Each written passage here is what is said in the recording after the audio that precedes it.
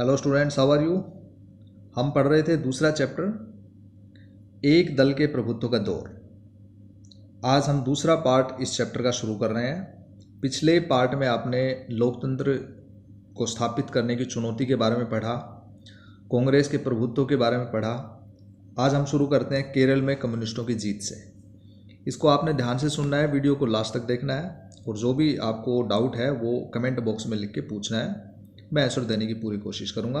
चलिए शुरू करते हैं। केरल में कम्युनिस्टों की जीत। कम्युनिस्ट पार्टी एक ऐसी पार्टी है जो ज़्यादातर विश्व के उन देशों में रही जहाँ पे एक ही पार्टी का प्रभुत्व रहा, जैसे रूस, चीन, लाओस, कंबोडिया एक्सेट्रा। लेकिन यहाँ हम पढ़ रहे हैं कि चुनाव के दम पर किसी भी राज्य में स्थापित सरकार कम्युनिस्टों द्वारा, ये पहली बार ऐसा हुआ था। 1957 में कांग्रेस पार्टी को केरल में पहली बार हार मिली, और मार्च में जो विधानसभा चुनाव हुए उसमें 126 में से 60 सीटें कम्युनिस्ट पार्टी को मिली, और 5 जो थे वो निर्दलीय समर्थक उसको मिले। इस प्रकार से वो सरकार बनाने में कामयाब हो गई, और राज्यपाल ने EMS नंबूरीपाद, जो उस टाइम कम्युनिस्ट पार्टी के नेता थे, उनको सरकार बनाने का न्योता दिया। इस प्रकार से केरल में सबसे पहले कम्युनिस्ट पार्टी की सरकार बनी, जो चुनी हुई लोकतांत्रिक सरकार थी कांग्रेस के बाद। और दुनिया में यह पहला मौका था जब कम्युनिस्ट पार्टी की सरकार लोकतांत्रिक चुनाव के जरिए बनी थी। लेकिन केरल में जब सत्ता से बाहर होने के बाद कांग्रेस पार्टी ने निर्वाचित सरकार के खिलाफ मुक्ति संघर्ष छेड़ दिया, और इसके बाद 1959 में 1959 में, क्योंकि केंद्र में कांग्रेस की सरकार थी, केंद्र ने कम्युनिस्ट पार्टी पे आरोप लगाया कि राज्य में ठीक प्रकार से शासन नहीं चल रहा है, और इस तरह से उन्होंने अनुच्छेद 356 के अनुसार राज्य में राष्ट्रीय आपातकाल, राज्य के अंदर जो है वो राष्ट्रपति आपातकालीन घोषणा कर दी। और इस प्रकार से हम देख सकते हैं, ऊपर ये द हिंदू का एक एडिशन है, जुलाई 1959 का, 31 जुलाई 1959 का। इस प्रकार से अगस्त में इसको लागू किया गया था। ये आप हेडिंग देख सकते हैं, presidents rule in Kerala, cabinet advices action under article 356। 356 जो है वो राज्यों में आपातकाल लगाने का प्रावधान इसके अंदर है, आर्टिकल 356 में। तो यही उस समय केरला में लगाया गया था। तो ये आपको समझ में आ गया होगा। आगे चलते हैं, सोशलिस्ट पार्टी के बारे में पढ़ते हैं। सोशलिस्ट पार्टी जो है वो भारत की एक महत्वपूर्ण पार्टी रही। सबसे पहले कांग्रेसियों के साथ में मिलकर कांग्रेस के अंदर ही सोशलिस्ट पार्टी बनाई गई थी, जब भारतीय स्वतंत्रता आंदोलन चल रहा था 1934 में। इसके बाद कांग्रेस के अंदर इस तरह से एक और विचारधारा का उदय होना कांग्रेस के लिए कोई बहुत अच्छा नहीं था, इसलिए 1948 में कांग्रेस ने अपने संविधान में बदलाव किया। ये बदलाव ये था ताकि दोहरी सदस्यता को रोका जा सके और एक ही सदस्यता रहे। तो इस प्रकार से समाजवादियों ने मजबूरन 1948 में अलग होकर अपनी सोशलिस्ट पार्टी, अलग से एक पार्टी बनाई, और इस प्रकार से पहली बार सोशलिस्ट पार्टी कांग्रेस से अलग हुई। इसके बाद आगे चलते हैं। समाजवादी लोकतांत्रिक समाजवाद की विचारधारा में विश्वास रखते थे। इस आधार पर वे कांग्रेस तथा साम्यवादी यानी कि कम्युनिस्टों की और कांग्रेस वालों की वो आलोचना करते रहते थे। उन पे आरोप ये लगता था कि कांग्रेस जो है वो पूंजीपतियों और जमींदारों का पक्ष लेती है, मजदूर और किसानों का नहीं ले रही है, मजदूर और किसानों की उपेक्षा कर रही है।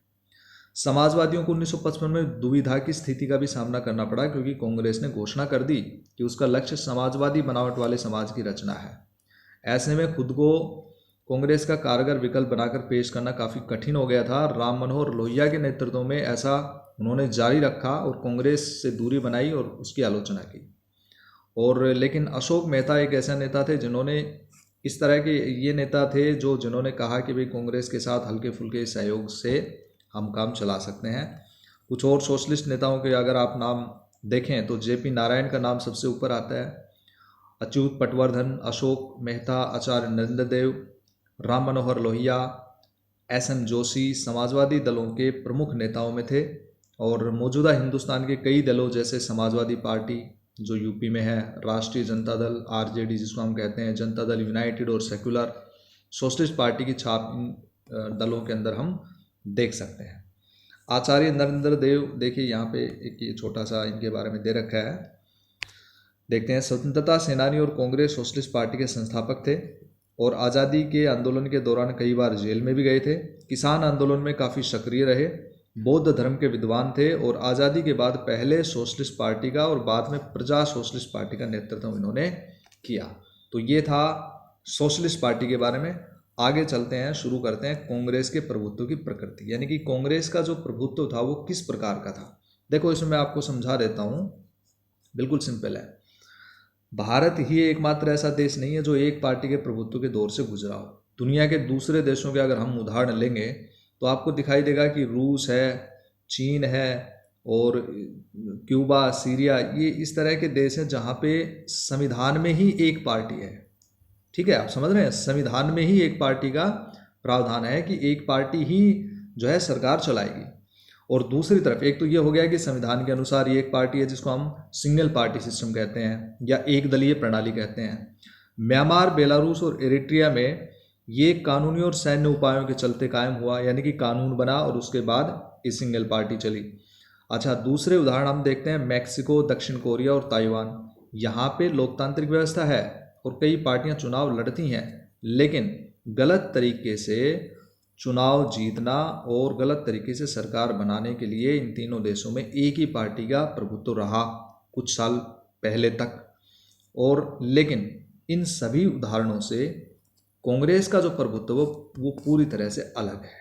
किस तरह से अलग है? क्योंकि यहाँ तो दूसरे तरीके से एक पार्टी का प्रभुत्व रहा, लेकिन हमारे देश में कांग्रेस का जो प्रभुत्व था वो चुनाव के माध्यम से हुआ। और ऐसा ही उदाहरण दक्षिण अफ्रीका में जो ANC है, दक्षिण अफ्रीका के अंदर ANC जो मंडेला वाली पार्टी जो थी, नेल्सन मंडेला जी की, अफ्रीकन नेशनल कांग्रेस जो है, उसका प्रभुत्व रहा इसी प्रकार से, क्योंकि दोनों ही पार्टियों ने अपने देशों में चुनाव लड़कर और चुनाव जीतकर प्रभुत्व कायम किया, ना कि किसी दूसरे तरीके से। अगर हम यहाँ PRI का एग्जाम्पल देखेंगे तो आपने 9th क्लास में इसके बारे में जरूर पढ़ा होगा, institutional revolutionary party, PRI Mexico के अंदर ये पार्टी थी।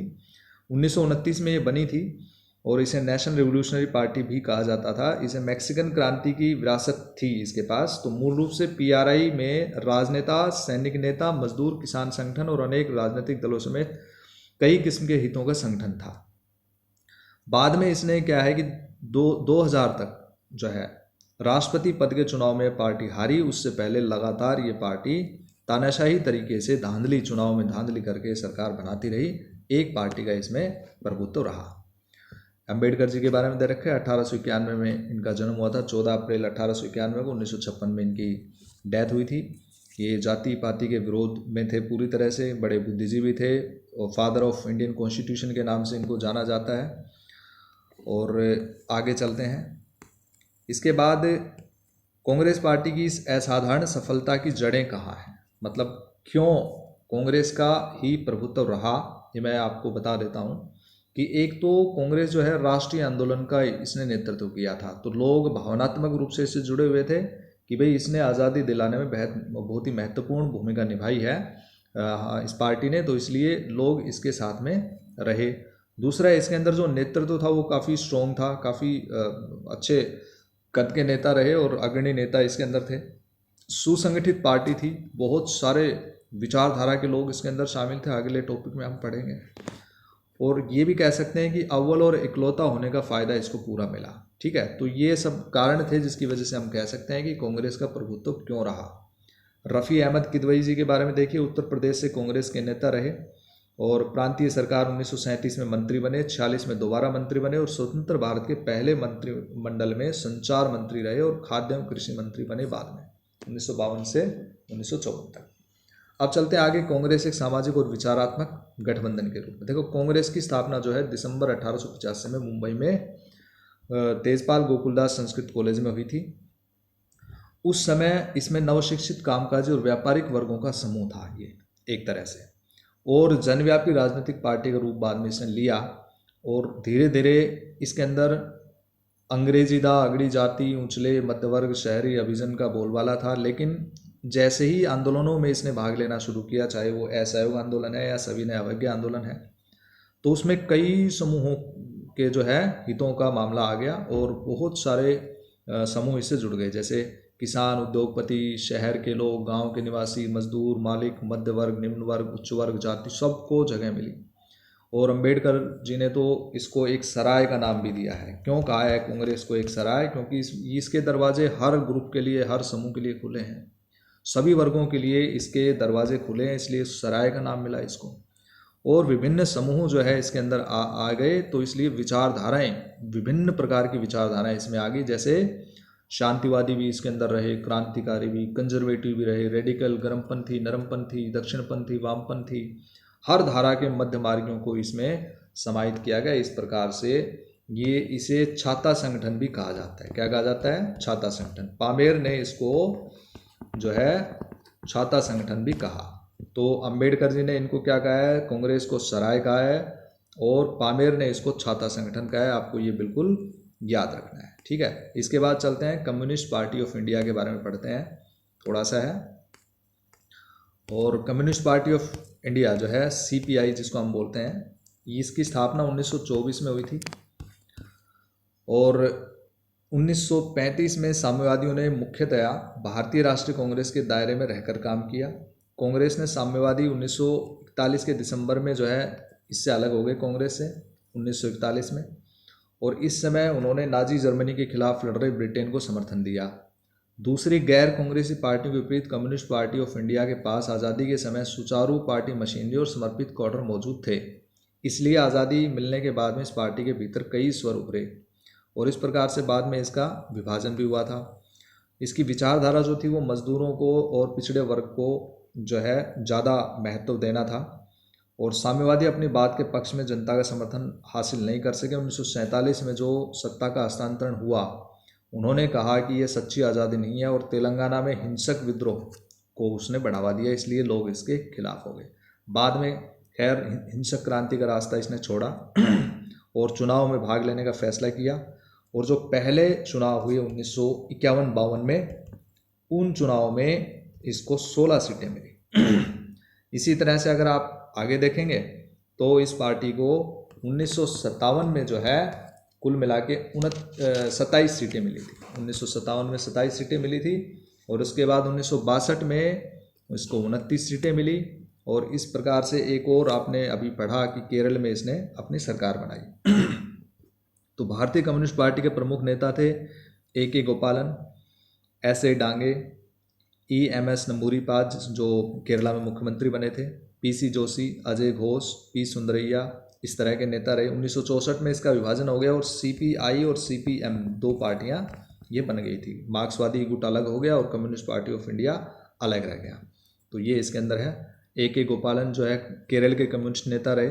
राजनीतिक जीवन का आरंभ उनका कांग्रेस के कार्यकर्ता के रूप में हुआ। 1939 में कांग्रेस छोड़ के कम्युनिस्ट पार्टी में आ गए। 1964 के अंदर ये कम्युनिस्ट पार्टी के विभाजन के बाद ये मार्क्सिस्ट पार्टी में आ गए थे, कम्युनिस्ट पार्टी ऑफ मार्क्सिस्ट के अंदर। और 1952